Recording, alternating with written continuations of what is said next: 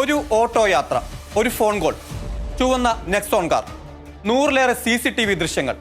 മണിക്കൂറുകളോളം പിന്തുടർന്ന ശേഷം പുലർച്ചെ 2:45 കണ്ണൂരിലെ താളിക്കാവിലെ അപ്പാർട്ട്മെന്റിൽ നിന്നാണ് അർജുൻ ആയങ്കി പിടിയിലായത്. തളിപ്പറമ്പിൽ നിന്ന് താളിക്കാവിലേക്ക് അർജുനെ പിന്തുടർന്ന പോലീസ് ഓപ്പറേഷൻ ഇങ്ങനെ.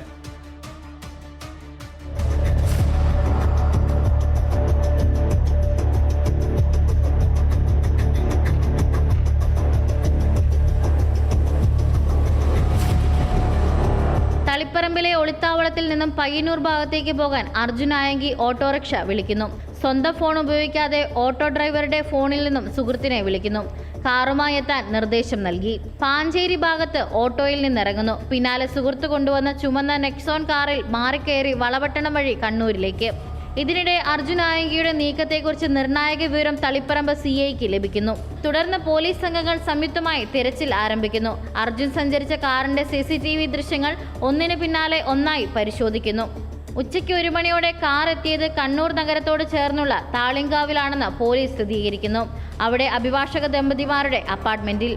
അർജുൻ അവിടെയുണ്ടെന്ന സംശയത്തിൽ പോലീസ് പരിശോധന ആരംഭിക്കുന്നു. നിർണായക തെളിവായി അപ്പാർട്ട്മെന്റിന്റെ CCTV ദൃശ്യങ്ങൾ ലഭിക്കുന്നു. അർജുൻ ആയങ്കി ചുവന്ന നെക്സോൺ കാറിൽ അപ്പാർട്ട്മെന്റിൽ എത്തുന്നു.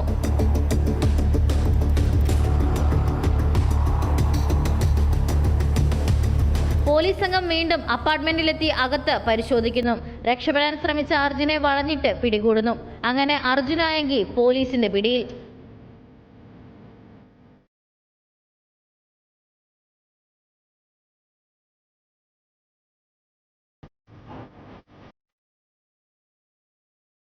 തളിപ്പറമ്പിൽ നിന്ന് പാച്ചേനി, അവിടെ നിന്ന് വളപട്ടണം വഴി കണ്ണൂർ, ഒടുവിൽ താളിങ്കാവ്.